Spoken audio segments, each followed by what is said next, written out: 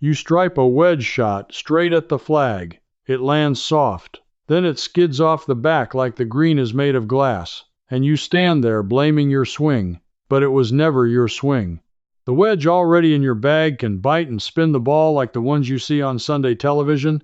You are just missing a $1 fix that tour players quietly rely on and almost never talk about. I know that sounds too simple. I thought so too, right up until it cost me hundreds of dollars to learn otherwise.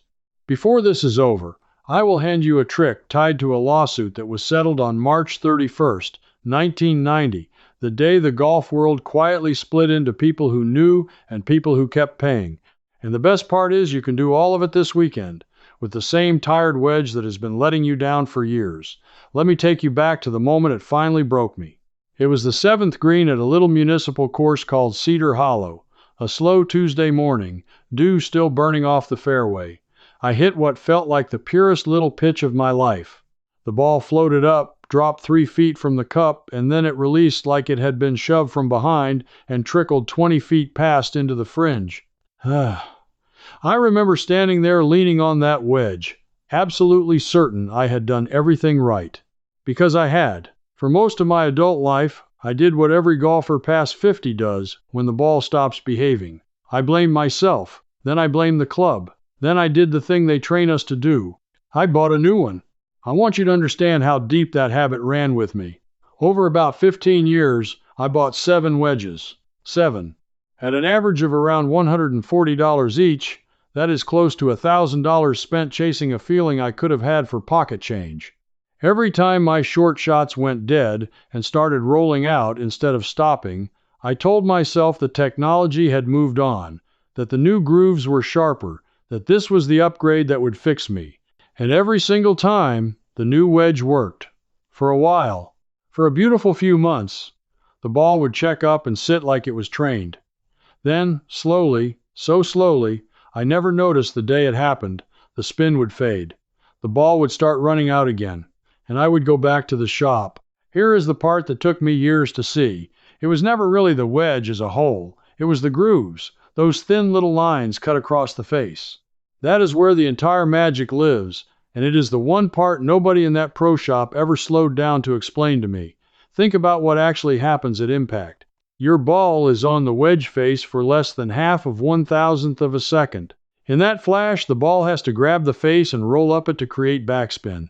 But between the ball and the metal there is almost always a thin film of grass juice, dirt, dew, or moisture. That film acts like grease.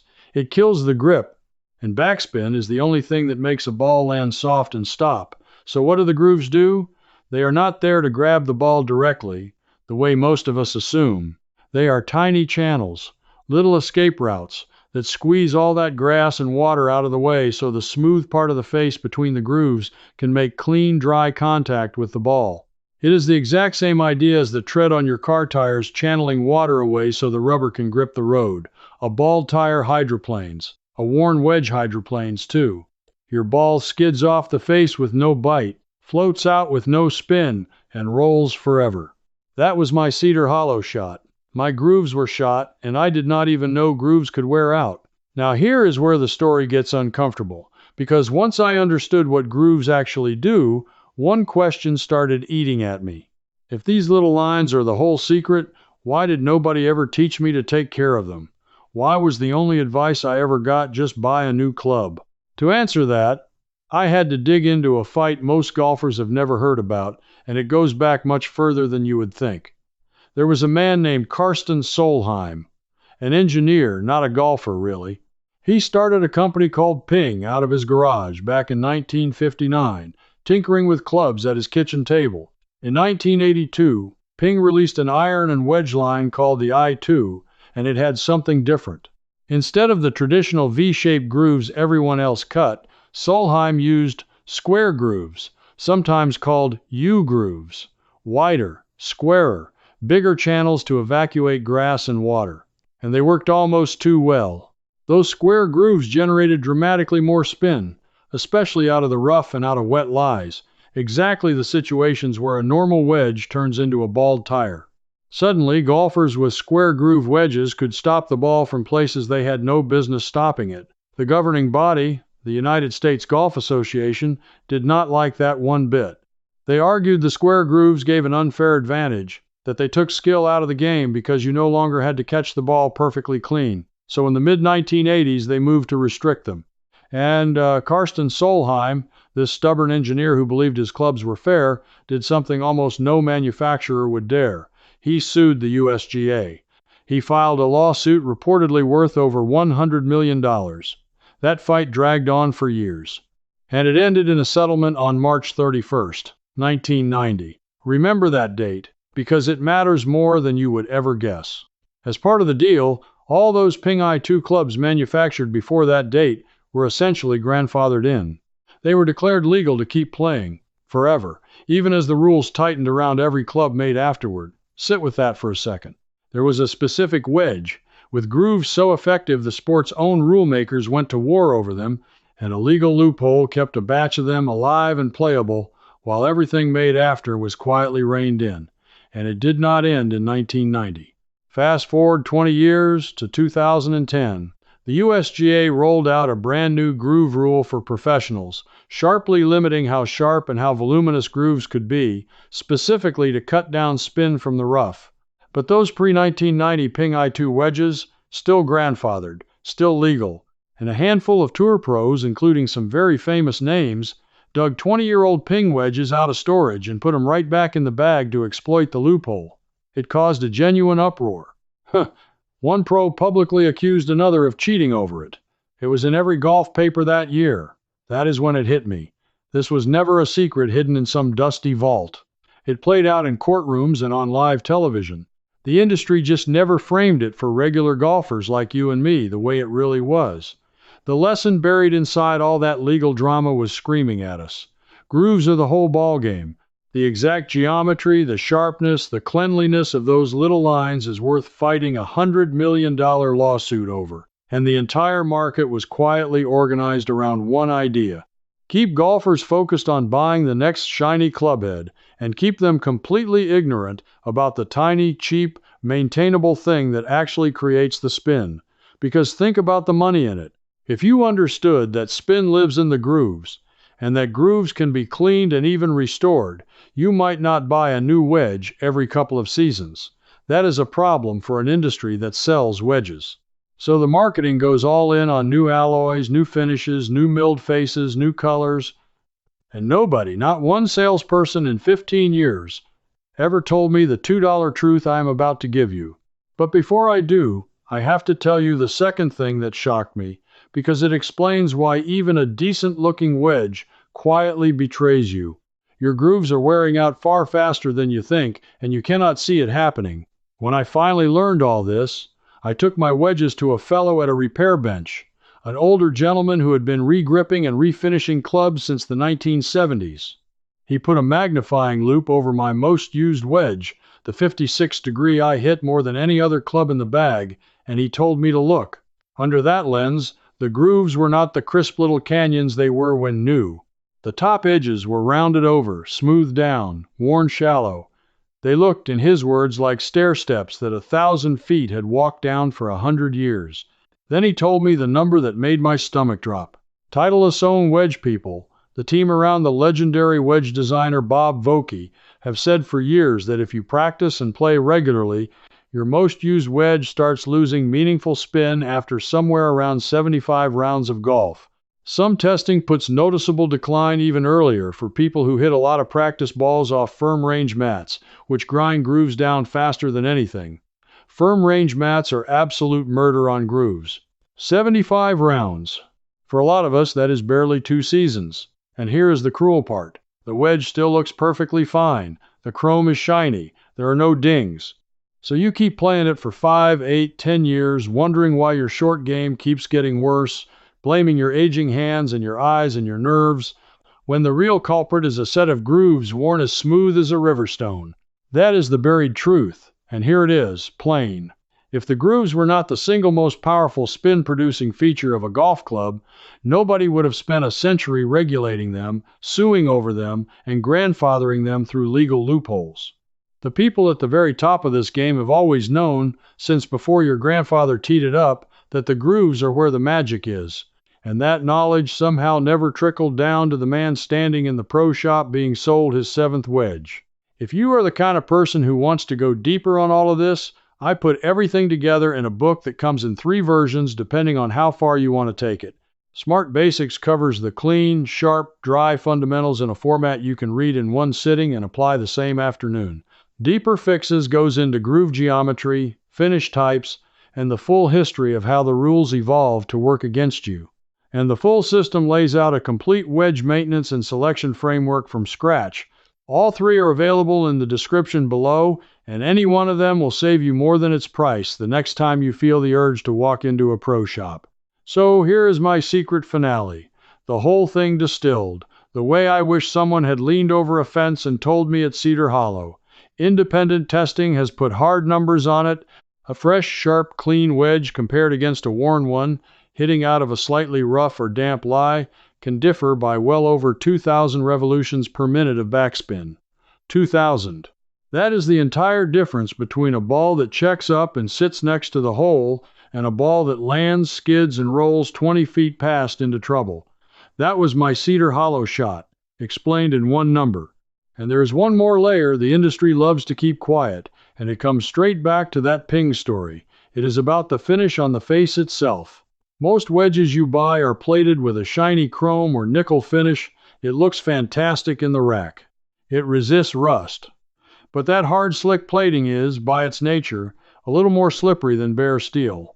That is why, if you have ever watched tour players closely, you will notice a lot of them play what are called raw wedges, unplated soft carbon steel faces that actually rust over time. They look ugly. They look old. Bob Vokey has made raw finishes for exactly this reason for years. Many of the best short game players on earth deliberately choose the wedge that looks the worst, because bare, slightly roughened steel grips a ball with more friction than pretty chrome. They pick grip over looks. We were trained to pick looks over grip, so now you know what I know. Spin lives in the grooves. Grooves wear out invisibly and fast. Chrome looks nice and grips a little less. And an entire industry would rather sell you your 8th wedge than teach you to maintain your 1st. Now let me talk straight to the person who is already shaking their head. Maybe that is you right now. Maybe you are thinking, this sounds like fiddly nonsense. I am not going to sit in my garage scraping at a golf club with a magnifying glass. I just want to play. I hear you, because I was the single most skeptical man at Cedar Hollow. So this next part is built specifically for you, and it takes about the same time as tying your shoes. Here is the free half of the fix first, the part that costs nothing and that you can start on your very next round. Every single spin killer we talked about, the grass, the dirt, the moisture, comes down to one thing. There is junk between the ball and the metal.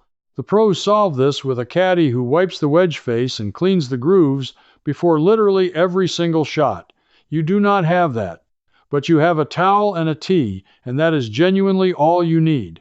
Before every wedge shot, take a wet towel and a dry towel, or just a damp corner and a dry corner of the same towel, and wipe the face clean.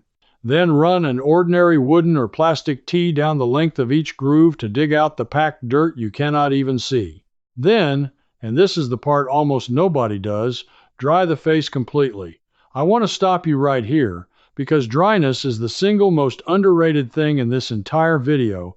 Testing has shown that hitting a wedge shot with a wet face, wet from dew, from rain, from a damp lie, can slash your backspin by roughly half compared to a bone-dry face. Half. You could have perfect grooves and still hydroplane the ball if that face is wet. So the caddy is not wiping the club to make it look nice for the camera. He is drying it to save thousands of RPM on every shot. You can do that yourself, for free, starting Saturday. A clean, dry face on your old wedge will outperform a filthy, damp face on a brand new one. That alone probably saves you 3 or 4 shots a round. Now for the $1 half of the fix, the part that made me feel like I had been robbed for 15 years, there is a simple little tool called a groove sharpener. It is a small metal pin-shaped tool with a hardened tip cut to the exact width of a standard groove, and it usually has a few tip options so you can match V-grooves or U-grooves. You can find one online or in most golf shops for right around $1, sometimes $2. That is it. That is the whole thing the entire industry would rather you never buy. You run that tip down the inside of each groove, slowly, following the existing line, a few passes per groove. You are not carving anything new. You are simply clearing out the packed-in grime and redefining the crisp top edge of the groove that is rounded over from years of use. That sharp top edge is what bites the ball. When I did my first wedge, brown gunk and old grass came curling out of grooves I would have sworn were clean. When I was done, the face looked like a face again, with real defined lines catching the light. A word of caution, because I am your neighbor here, not a salesman. Do this to your practice and recreational wedges freely. But know that under the rules for tournament play, you are not allowed to alter the grooves beyond their original specification, and you cannot make them sharper than the club was designed to be. For the vast majority of us just playing weekend golf with our friends, cleaning and restoring the original edge is completely reasonable, and it transforms an old club. Just go gently, follow the existing groove, and do not try to gouge them deeper than they were made. The first time I took my newly cleaned, freshly sharpened, bone-dry 56-degree wedge back to Cedar Hollow, I walked up to that same 7th green. Same little pitch. And the ball landed soft, took 2 hops, and yanked to a stop like someone had grabbed it with a hand. I actually laughed out loud on the green. 15 years. $1,000 in wedges. And the fix was a dollar tool, a towel, and a wooden tee. I already had 100 rattling around in my bag. But I promised you something at the very beginning, a secret finale, and I am a man of my word. Because there is one more piece to this, and it is the piece that ties the whole 100-year story together. It is the thing that turned all of this from a handy tip into something I honestly get a little angry about.